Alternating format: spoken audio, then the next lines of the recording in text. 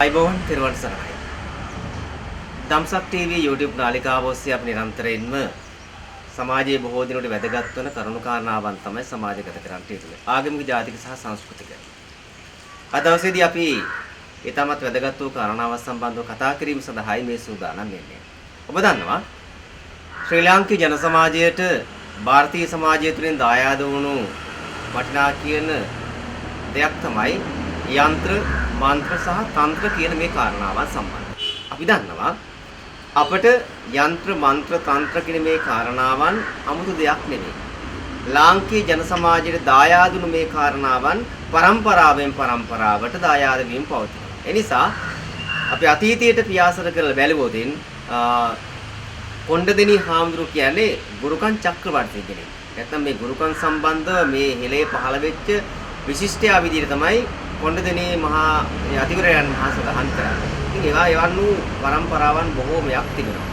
ඒ නිසා අද දවසේ අපි මේ සාකච්ඡා කිරීමට බලාපොරොත්තු වෙන්නේ මේ යන්ත්‍ර, මන්ත්‍ර, තන්ත්‍ර කියන මේ සම්බන්ධව මිනිසුන්ට බොහෝ සේවාවක් සිදු කරන, නමුත් බොහොම නිහඬව මේ සේවාව සිදු කරන විවිධ රෝග පීඩාවන් සඳහා, ඒ වගේම වශී ගුරුකම්, ගෙවල් ආරක්ෂා කිරීම, ව්‍යාපාර දියුණුව මේ ආදී කාරණාවන් තුලින් මිනිසාට යහපතක් සිදු කරන ගංගා දේවී මෑණියන් සමගින් තමයි මේ මොහොතේදී අපි සාකච්ඡා කරන්න බලාපොරොත්තු වෙන්නේ. ගංගා දේවී අපේ මෑණියෝ බොහොමත් ගෞරවයෙන් පිළිගන්නවා. අද දවසේදී විශේෂයෙන්ම මේ කාල පරාසයන් තුළ සමාජය තුළ මේ ගුරුකම් කියන දේවල් වලට විවිධාකාර වූ චෝදනාවන් තියෙනවා. සහ මිනිස්සු තුළ තියෙන විශ්වාසය කියන දේ නැති වෙලා තියෙනවා.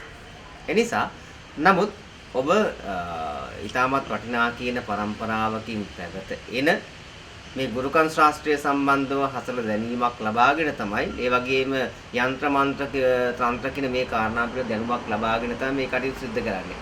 ඇත්තටම ගුරුකමක් හරියටම කරගන්න. පුතේ මම තමයි කලාවේ ගුරුන් වහන්සේගේ එකම මිනිපිරි. නමින් මගේ කලාවේ ගුරුන් වහන්සේගේ සීයා ප්‍රේමරත්න. මේ ගුරුන් කවුරුත් දන්නවා. මම තමයි ගංගා දේවී ගුරුමෑණිය. ඈත අතීතේ පටන්ම මේවා තිබුණා පුතේ. සමහරක් කියන්නේ පුතේ මම සමහරක් මේවා උපයෝගී කරගෙන පොද නරක දෙකම කරනවා පුතේ. මේ යන්ත්‍ර, මන්ත්‍ර, තන්ත්‍ර ඔක්කොම උපයෝගී කරගෙන මිනිසුන්ට පොද නරක දෙකම කරනවා පුතේ. මේවා බොහොම භයානකයි පුතේ. මේ නරක පැත්ත බැලුවොත් බොහොම භයානකයි පුතේ. මේ කොඩි වින, අනිවින කොඩි වින බන්ධන. අර කියමනක් තියෙනවනේ පුතේ.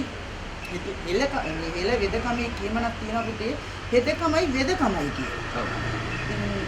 හෙදකම තමයි පුතේ ගොඩක් දුරට හෙදකම කරොත් වෙදකම හරියනවා පුතේ. විශේෂයෙන් යන්ත්‍ර, මන්ත්‍ර කියන නැත්නම් මේ ගුරුකම් කියන මේ කාරණාවත් එක්ක වැඩි පවතිනකොට දැන් අපි හිතමු දැන් කෙනෙක්ගේ ව්‍යාපාර දියුණුවක් සිදු කරගන්න අවශ්‍ය නම්, ඒ වගේම කෙනෙක් යම්කිසි ව්‍යාපාරයක් සිදු කරන්නේ තමන්ගේ දියුණුව අපේක්ෂාවෙන්. ඒතකොට එහෙම කෙනෙකුට ඔබතුමියගේ සහාය අවශ්‍ය වුණොත් මොන වගේ දෙයක්ද ඔබතුමියට සිදු කරන්න පුළුවන්කම තියෙන්නේ? විශේෂයෙන් පුතා මම මට කේන්දර පුතේ කොහොමද? ජීවත් වෙන කට්ටියගේ කේන්දර වුණ පුතේ තුන භූමියේ ජීවත් වෙනවා නම් මොකද භූමි දෝෂ තියෙනවා පුතේ, ලග්න ඒ රාශියක දෝෂ තියෙනවා පුතේ, ජන්ම ඒ රාශියක මේ දෝෂ තියෙනවා. ඒ දෝෂ මොකද්ද කියලා බලන්න එපා පුතේ. මට පරම්පරාවෙන් දායාදයක් තියෙනවා පුතේ, මට වරමක් තියෙනවා. ඔව් ඥාති වරමක් තියෙන්නේ. දෙයියෝ ඇගට එන්නේ නැහැ පුතේ. ඥාති වරමක් තියෙනවා. දැන් ගොඩක් අය කියන දෙයියෝ නැහැ කියලා, නමුත් දෙයියෝ එන්නේ නැහැ. සමහර පුතේ ඇත්තටම කිව්වොත් අපි දැන් සෝංකාලි අම්මා ගමුකෝ. ගෞරවය කරනවා, වදිනවා, වැදුම් මේ රටේ රජ්‍යවරු පවා දෙවියන්ට වදිනවා. ඒ හා සමානව විශ්වාසයක් තියාගෙන තමයි පුතේ මගේ ළඟට මේ තරම් සෙනඟ ප්‍රමාණයක් පිරිසක් එන්නේ. ඒ හා සමාන විශ්වාසයක් තියෙන කට්ටිය පමණයි පුතේ මම කියන්නේ මගේ ළඟට එන්නේ කියලා. සරල වශයෙන් ඇහුවොත් අපි හිතමු දැන් කෙනෙකුට තියෙනවා නම් තමන්ගේ ව්‍යාපාරය දියුණු කරගෙන තමන්ගේ අනාගතය සාර්ථක මත කරගන්න. ඔබතුමිය ළඟ යම්කිසි ක්‍රමවේදයක් ඇති. තියෙනවා. ඒ පුද්ගලයාගේ කේන්දර පුද්ගලයාගෙන ආවොත් පුතේ මට පුළුවන් පුතේ ව්‍යාපාරයේ දියුණුව කරා වැඩ කටයුතු කරගෙන යන්න. ඒ කියන්නේ භූමි දෝෂය ඉවත් කරනවා. භූමි දෝෂය ඉවත් කරන්න ඕනේ. විශේෂයෙන්ම භූමිය පස් ගන්න ඕනේ. භූමියට යන්න ඕනේ. මම ගිහිල්ලා පුතේ කරන්නේ. මම ගිහිල්ලා කරන්නේ පුතේ. යම් කිසි කෙනෙක් එහෙම දෙයක් සිදු කරගන්න එයාගේ තියෙන මානසික වැටෙන්න ඕන පුළුවන් ප්‍රපාතිරේ වැටිලානේ. ඔබතුමියට පුළුවන් කමක් තිබුණා විශ්වාසවන්තව එවැනි කෙනෙකුට පිට වෙන්න. විශ්වාසවන්ත වගකීමෙන් මම බාර අරගෙන මෙතෙක් කරපු කිසි දෙයක් වැරදිලා නැහැ පුතේ. ඒ වගේ තමයි ඔබතුමී කතාවේ සඳහන් කර විශේෂයෙන්ම හැරගිය අය ගෙන්වීම සහ නැත්නම් වශීගුරුකම් වගේ ප්‍රණ මේ වෙනකොට එහෙම දේවල් සිදු කරලා තියෙනවද? අපේ අම්මේ පුතේ මේ වෙනකොට පුතේ මට ගණන් කරන්න නම් බෑ. මොකද මම පොඩි කාලේ සිටම්ම මම දැක්කේ මගේ සීයාගේ පොල් අතු රටාව වෙනවා. මේවා කරන්න පුතේ විශේෂයෙන්ම ඕන දැනුම කියන දේ කියවිලා තියෙනවනේ. ඒ දැනුමෙන් පුතේ නියම දැනුමක් ඕනේ. දැන කියලා යුතුයි. පළවෙනි ප්‍රශ්නේ මේ කොහොමද? අදාළ එන පුද්ගලයා කාරණා කටයුතු විශේෂයෙන්ම දැනගන්න. දැන පුරුද්ද, කළ පුරුද්ද, දැක පුරුද්ද. ඔය තුනම ඕන පුතේ. ඔය තුනම නැත්තම් මේක කරන්න බෑ. ඒ වසියක් කරන්න පුතේ පුතා මට මේ ෆොටෝ දෙකක් ගෙනත් දුන්නට මම කොහොමද පුතේ පුතා ෆොටෝ දෙකක් ගෙනත් දුන්නට මම මේ ෆොටෝ දෙක දිහා බලාගෙන මේ වසියක් කරන්නේ. ඒ කියන්නේ දැන් බොහෝ දුර අපි දැන් අන්තර්ජාතික ඉතිරියට එහෙම දැන් ගොඩක් දෙනෙක් තනිකර බොරුවක් දී කරන්නේ. බොරුවක් කරන්නේ. අනිවාර්යෙන් හරියට වශීකරුකමක් කරනවා නම් ඒ උන්ගේ අවශ්‍ය කරන යම් දේවල් තියෙනවා. අවශ්‍ය කරන බඩු බහය ආදී තියෙන පුතේ. එතකොට පුතේ මට පිදේනියක්වත් පැයට හදන්න බෑ. ඔව්. බඩු බහයි දයාවල් සියලු දේවල් ප්‍රස් කරගෙන 1008 ජීවන් කරලා ඒ කාරණා අනුව මහා මුහුදේ කෙරවෙලේ ඊතර මෙතර හිටියක් ගෙන්නන එක ගෙන්නනවා පුතේ. මම ගෙන්නනවා. හැරගිය කෙනෙක් ඉන්නවා නම් තමන්ගේ සැමියා බිරිඳ හැර ගිහිල්ලා තියෙනවා නම් ඒක මහා දරුණු වේදනාවක් පුතේ. ඒ වේදනාව දැනෙනවා නම් මට වඩා දැනෙන්නේ අර දොඩ පිටේලි කටු දෙන්න ඕන පුතේ. මම නෙවෙයි කරන්නේ. ඒ කාරණා කටයුතු කරන අදාළ විදිහට තමයි පුතේ මම වැඩ කරන්නේ. පුතාට තේරුණාද? ඒ අදාළ විදිහට වැඩ කරන්නේ පුතේ මම ඒගොල්ලන්ට අවශ්‍ය දේවල් දෙන්න ඕනේ. මට අවශ්‍ය දේ ෆොටෝ දෙක විතරයි. මේ ෆොටෝ දෙක දීලා මට කරන්න බැහැ පුතේ. අවශ්‍ය බඩුව ආදිවල කරන තැන් තියෙනවා පුතේ. මේවා කරන තැන් තියෙන පුතේ ගෙවල් වල කරන්න බෑ. කඩා හැලෙන දිය ඇල්ලක්. ඔව්. ඒකට පුතේ මහා වනාන්තරයක් නැත කාලු ප්‍රදේශයක. එතකොට පුතේ කනත් ඒක. ඒ වගේ තැන් වලක තමයි පුතේ මේ වගේ වැඩ කරන්නේ. නිකන් නිස්කාරණේ නිකරුණේ විනාඩි 5ට පැයට දෙකට විනාඩි 45ට මට නම් කරන්න බෑ පුතේ. ඔබට මතක මුලින් මතක් කර යන්ත්‍ර මන්ත්‍ර තන්ත්‍ර කියන මේ කාරණාවන් අපේ ಭಾರತೀಯ ජන සමාජය තුලින් තියෙන්නේ. ඒ වගේ අපි ලංකාව තුළ විවිධ වූ පාර්ශවයන් ඒ වගේම විශේෂයෙන්ම කටින් කට ඒ වගේම පරම්පරාවෙන් පරම්පරාවට මේ ආදී වශයෙන් තමයි මේ දේවල් සිදු. ඊට අමතරව ගංගාදේවී මෑණියන්ට විශේෂ වරමකුත් තියෙනවා. ඒකත් උපයෝගී කරගෙන තමන් ළඟට එන සේවාදායක නැත්නම් මේ දරුවාට හෝ දැරිවියට අවශ්‍ය කරන දේ හරියට සොයා බලා තමයි ඊට විශ්වාස සිදු කරලා ලබන්නේ. අනිත් කාරණාවක් වෙලුණා. අපි හිතමු බොහෝ අයගේ නිවාස ඇතුලේ මේ ගෙවල් ඇතුලේ ප්‍රශ්න. ඒ වගේම තමයි සමහරකට උන්ට අවශ්‍ය කරන නිවාසක් ඉදලා ගන්න කියන ඒ දිනුන ගන්න වෙලක් කරගන්න වෙලක් තියෙනවා. ඒ වෙලේ කාරණාවන් වලට ඔබතුමීගේ සේවාව සැපීමක් සිදු කරනවද?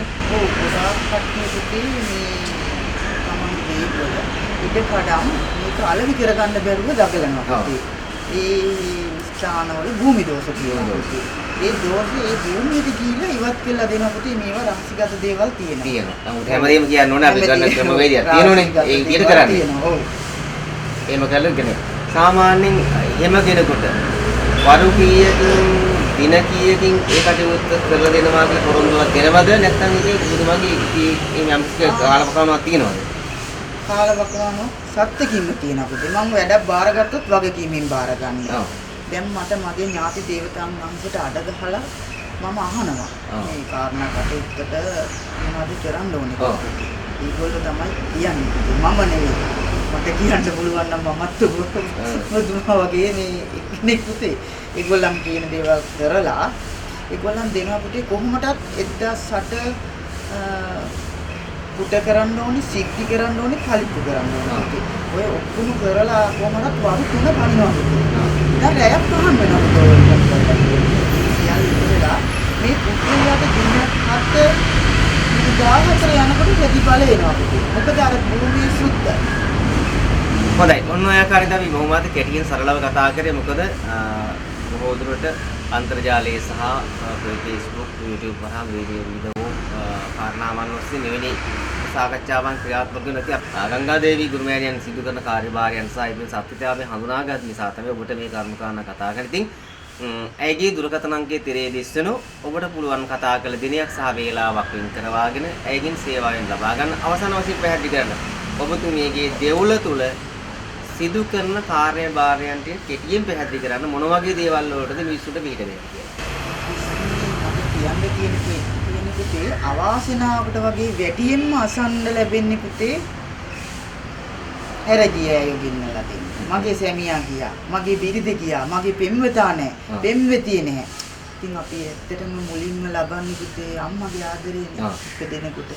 ඒ ආදරෙත් එක්ක ගුරු දෙවියන්ගේ ආදරේ එහෙම අපි ගියාම අර ඊළඟට අපි වැටෙන්නේ අනාදරේ. එතනදී ගොඩක් කට්ටිය අද වරද්දාගෙන තියෙනවා.